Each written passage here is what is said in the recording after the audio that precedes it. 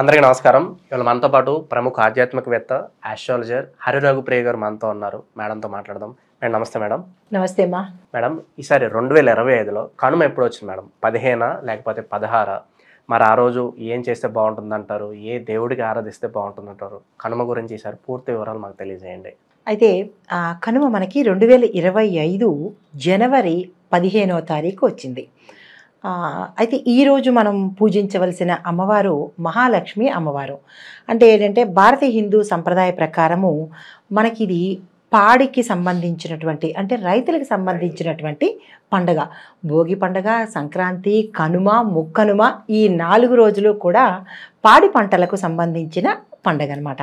అయితే ఈ కనుమ రోజు మనం ఈ భోగి నుంచి సంక్రాంతి నుంచి 3వ రోజు కనుమ రోజుకి వచ్చేసాము.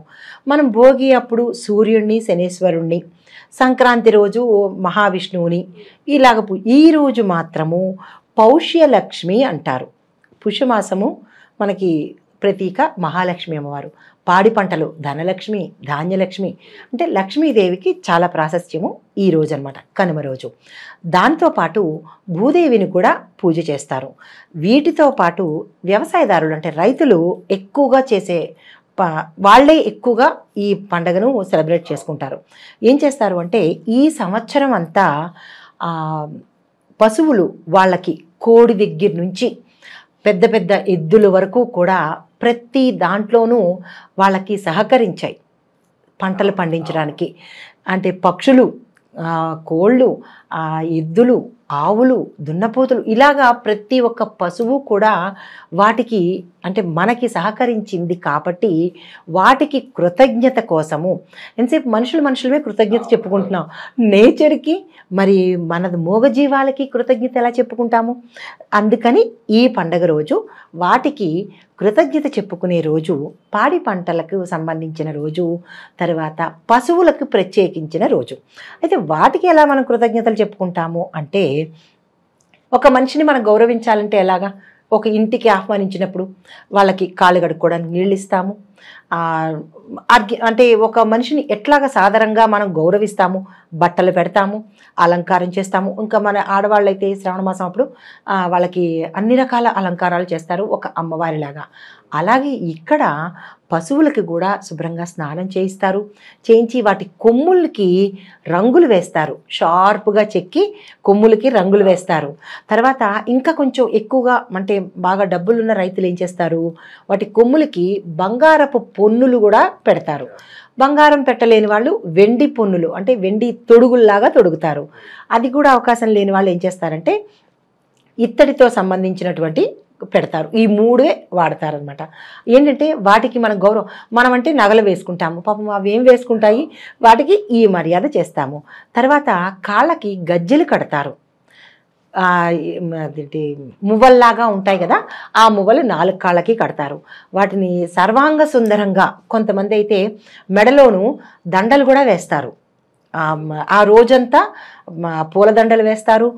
ఇంకా కొంచెం ఎక్కువగా బాగా డబ్బులు ఉన్న వాళ్ళైతే కనుక పూసల దండలు ఉంటాయి చూసారా, ఆ పూసల దండలతో కూడా వాటికి అంటే మన తాలూకా కృతజ్ఞత, ప్రేమ, ఈ అభిమానము వాటి పట్ల చూపిస్తామన్నమాట. ఇది ఈ రకంగా చేస్తారు. అయితే మనం కార్తీక మాసంలో దానాలు ఇవ్వడం, కొంతమంది ఇవ్వలేకపోతారు. సంక్రాంతిలో ఏ దానాలు చేస్తే బాగుంటుంది? తప్పకుండా. అందుకని ఏం చేస్తారు, తదుపరి వచ్చిన మాసమే కాబట్టి ఈ రోజు ఏం చేస్తారంటే సంక్రాంతి రోజు లేదా కనుమ రోజు ఎరుపు రంగు వస్త్రాలు, ఎరుపు రంగు పువ్వులు, నీళ్లు అంటే ఉదక దానము, తర్వాత అక్షతలు దానం ఏమిటి అని అడగొచ్చు. అక్షంతలు కూడా కలిపి దానంగా ఇస్తారు. బియ్యం దానంగా ఇస్తారు. కొత్త పంట వస్తుంది కదా, బియ్యం దానంగా ఇస్తారు. తమలపాకులు కూడా దానంగా ఈరోజు ఇవ్వచ్చు. ఆ రోజు మిస్ అయినవి, ఆ మాసం అంతా మనం మిస్ అయినవి ఈరోజు ఈ దానం ఇచ్చుకుంటే తత్సమానమైన ఫలితం మనకి ఈరోజు వస్తుందన్నమాట. వాళ్ళకి ఏం చేసినా చేయకపోయినా రథం ముగ్గు మాత్రం వేస్తూ ఉంటారు. మరి ఏంటి ఆ రథంలో ఎవరన్నా దేవతలు గానో వచ్చేస్తారనే భావన, లేకపోతే ఏంటంటారు? తప్పకుండా. చాలా అంటే ముగ్గులన్నీ ఒకటే కదా, ఏ ముగ్గు వేస్తే ఏమిటి అన్నట్టుగా కొంతమంది రకరకాలు ఏవేవో వేసేస్తుంటారు. కానీ కనుమ రోజు మాత్రము రథం ముగ్గే ప్రత్యేకంగా ఎందుకు వేస్తారు అంటే, రథము అనేది మన శరీరము. అంటే మన జీవుడు అన్నమాట. ఆ ముగ్గులు వేసే పదార్థము బ్రహ్మదేవుడు, అంటే దేవుడు అన్నమాట. ఈ రథాన్ని నడిపేది ఎవరు? పరమాత్మ. ఈ రెండిటికి ప్రతీక కాబట్టి రథం ముగ్గు వేస్తారు. మనిషి ఏమో రథం ముగ్గు, ఆత్మ బ్రహ్మదేవుడు. కాబట్టి ఈరోజు మనకి ఆ స్వామి సృష్టించాడు అంటే ఉగాది రోజు సృష్టి క్రమం మొదలైంది అనేది ఒక రకమైన భావన అయితే, ఈరోజు మనకి బ్రహ్మ మనకి ఆత్మ నుంచి నడిపిస్తాడు, రథం నడిపించుకుంటూ పెడతారు. కొన్ని జోక్స్ కూడా ఉంటాయి. ఏమనంటే మా ఆవిడ రథం ముగ్గు వేస్తూ వేస్తూ విదేశాలకు కూడా వెళ్ళిపోయింది అని జోక్స్ ఉంటాయి అనమాట. అంటే ఈ రథం ముగ్గులో అంత విశిష్టత ఉంది. రథము దేహము, ఆ లోపల పెట్టిన ఆకృతి బ్రహ్మదేవుడు అని ఈ రథం ముగ్గు తప్పనిసరిగా వేస్తారు. ఫార్మర్స్ ప్రత్యేకంగా జరుపుకుంటారని చెప్పి ఆల్రెడీ అందరూ తెలుసు. సో పూజా కార్యక్రమాలు చేస్తుంటాం. మరి ఎవరికైతే ఎద్దులు కావచ్చు, జంతువులుగా లేనివారు, మరి అటువంటి వారు ఏం చేసుకుంటే బాగుంటుంది అంటారు? అటువంటి వాళ్ళు ఆవులకు కానీ, ఆవులకి పెట్టవలసినవి పదార్థాలు ఏమైనా పెట్టడం కానీ, ఆవులకి సంబంధించినటువంటి దానాలు ఏవైనా ఇవ్వడం కానీ, ద్రవ్య రూపంలో అంటే ధన రూపంలో ఇవ్వచ్చు.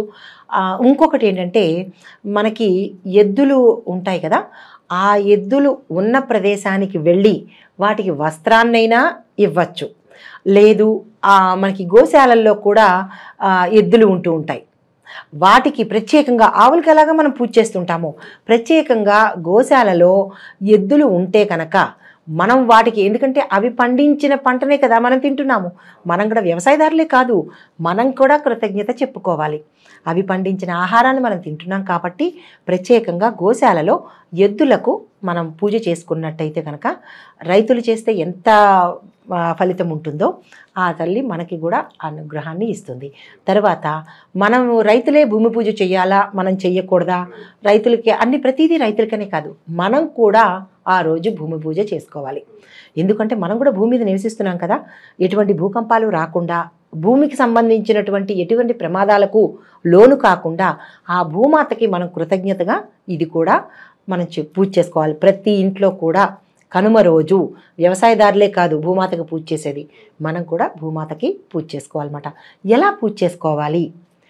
భూసమేత మనకి వరాహస్వామి ఉన్నారు కదా, ఆ స్తోత్రం చదవడం కానీ, మనం ఎక్కడైతే ఉన్నామో ఆ ప్రాంతాన్ని శుభ్రంగా అలికి ముగ్గులు పెట్టి పసుపు కుంకుమతో, అంతే.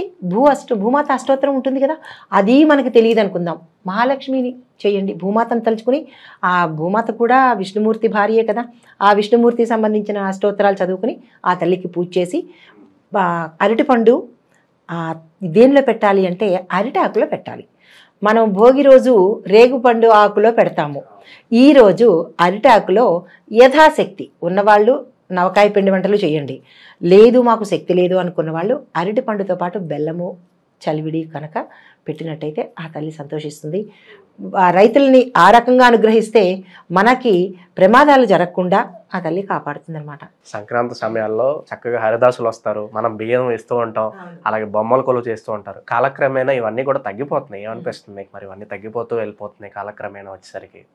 సమయాభావం వల్ల అన్నీ తగ్గిపోతున్నాయి. కానీ ఈ బొమ్మల కొలువు పెట్టడంలో దసరా రోజు ఒక్కరోజు పెడతారు కొంతమందికి, అంటే నార్త్ సైడ్ వాళ్ళు దసరా రోజు పెడతారు, మన దక్షిణాది వారు సంక్రాంతి రోజు పెడతారు. ఎందువల్ల బొమ్మల కొలువు పెడతారు అంటే, బొమ్మల కొలువు సమిష్టిని మనకి అంటే సమిష్టి అంటే ఐక్యతను తెలియజేస్తుంది. ఆ రకంగా పిల్లలకి, నెక్స్ట్ జనరేషన్ వాళ్ళకి తెలియచెప్పడం కోసము 7 రకాల స్టెప్స్ వేస్తారు. ఈ పాత బొమ్మలు అంటే గతకాలం అమ్మమ్మల వాడిన దగ్గర నుంచి, అంబల వాడిన దగ్గర నుంచి తీసుకొచ్చిన బొమ్మలు మన ఇంటికి లక్ష్మిని ఇస్తాయి అన్నమాట. అంటే ఐశ్వర్యాలను కలగజేస్తాయి. మొదటి మెట్టులో దీనికి కూడా ఒక ప్రత్యేకత ఉంది. ఎట్లా అంటే ఈ మెట్టులో ఇవి అంటే 7 లోకాలు అని మనం తెలుసుకున్నాం కదా, పైన 7 లోకాలు, కిందన 7 లోకాలు. ఈ 7 లోకాలను మనకి పాతాళ లోకంలోకి సంబంధం ఉండదు. ఈ భూమి మీద నుంచి పైన 7 లోకాలు ఎలాగైతే 7 మెట్లుగా వాటిని అలంకారం చేసుకుని ఒక్కొక్క దాని మీద దశావతారాలు కొంతమంది పెడతారు. అంటే ప్రతి ఒక్కదాన్ని మనకి తెలియపరచడం కోసము ఒక మెట్టు మీద దశావతారాలు, రెండో మెట్టు మీద సామాజిక మాధ్యమాలు అంటే మన కుటుంబ వ్యవస్థను తెలియచేసేవి, తర్వాత మూడో మెట్టు మీద మన జంతువుల్ని సంబంధించినవి తెలియపరిచేవి. ఇలాగా ఒక్కొక్క 7 మెట్లకి కూడా 7 రకాలుగా మనం అలంకారం చేసుకుని బొమ్మల కొలువు పెట్టుకుంటాము. ఆ బొమ్మల కొలువు పెట్టడం వల్ల ఆ దేవతలే మన ఇంటికి వస్తారు అన్న భావన కాదు, ఇది వాస్తవం కూడా. తర్వాత నెక్స్ట్ జనరేషన్ వాళ్ళకి ఇది మనం తప్పనిసరిగా పాటిస్తే, మన సంప్రదాయాన్ని వదులుకోకుండా పాటించండి. కొన్ని బొమ్మలు 7 మెట్లు పెట్టలేని వాళ్ళు 3 పెట్టుకుంటే అది మనకి ప్రతి పండగ వెనుక, ప్రతి దీని వెనుక అంటే మనం చేసే ఆచారం వెనుక సత్సంప్రదాయం ఉంది.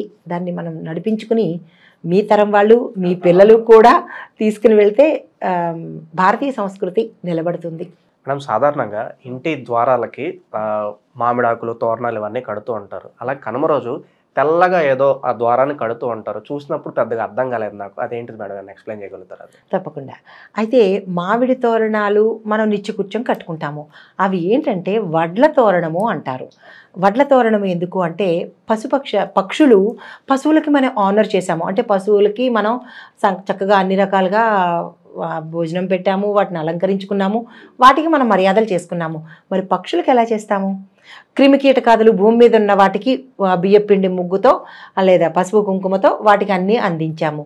మరి పక్షులకి ఎలా రుణం తీర్చుకోవాలి అంటే మనకి కంకులు అంటారు, వడ్లతో తయారు చేసిన కంకులు అనమాట.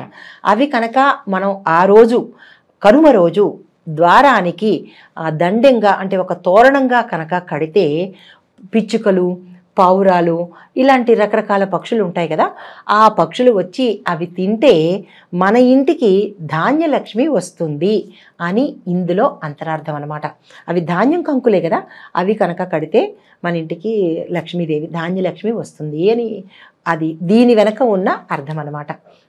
ఆ లక్ష్మిని ఆహ్వానించినట్టు. మనం అలాగే ఈ పండగ రోజు తెలుసో తెలియకో కొంతమంది కొన్ని తప్పులు చేస్తూ ఉంటారు. సో పొరపాటును కూడా చేయకుండా పనులు అంటే ఏం చెప్తారు కనుమ రోజు? తప్పకుండా. అంటే పండగలప్పుడు మనం శుచిగా, శుభ్రతగా ఉండాలి. ఎక్స్టర్నల్లే కాదు, ఇంటర్నల్గా కూడా. అంటే బుద్ధిరీత్యా కూడా, మనసు రీత్యా, మాట రీత్యా, ఆహార నియమాలు కూడా. అంటే ఈ 3 రోజులు మద్య నిషేధము, మాంసాహార నిషేధము, దైవ ప్రార్థన, అనృతము అంటే అసత్యాలు చెప్పడము, ఈ అనృతాలు మాట్లాడడము, తర్వాత ఎదుటి వాళ్ళని నిందారోపణ అంటారు. ఊరికూరికి మనకి తెలియకపోయినా మిగతా రోజులు ఎలాగా తప్పట్లేదు, మనం చేస్తూనే ఉంటారు, అది మనం ఆగేది కాదు. కానీ ఈ కనుమ రోజు అంటే కనుమ అంటే ఈ పండగ రోజు, భోగి, సంక్రాంతి, కనుమ రోజు, ఈ 3 రోజులు పండగల రోజు. ఈ పండగనే కాదమ్మా, ఏ పండగ రోజైనా ఈ నియమాలు అంటే ఇందాక అనుకున్న నియమాలు ఉంటాయి కదా, మాంసాహార నిషేధము, మద్యం సేవించకపోవడము, ఇట్లా చెడు మాటలు మాట్లాడకపోవడము, పరనింద చేయకపోవడము, ఇలాంటివి కనుక మనం ఈ పండగ నియమాల్లో చేర్చుకున్నట్టయితే మనం చేసే పూజలు కానీ, వ్రతాలు కానీ, దానాలు కానీ సత్ఫలితాలను ఇస్తాయి. తప్పకుండా ఇవి మనం పాటించేలా చేద్దాం. ఒకప్పుడు ఇలా చేసేవాళ్ళం అని చెప్పుకోవడం కన్నా ఇప్పటికీ కూడా చేస్తున్నాం అని చెప్పుకోవడంలో ఎంతో మంచి విషయం అది.